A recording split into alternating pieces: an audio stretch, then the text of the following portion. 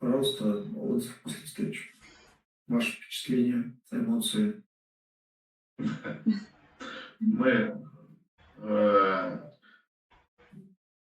не знаю, трудно говорить на камеру. Вы дальше сами не говорили. Встреча, как это говорит, встреча была продуктивной. Спасибо, коллеги. Все понятно.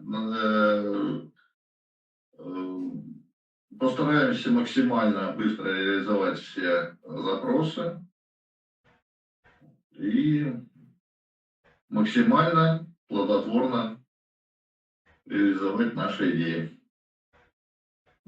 Красиво. Анна?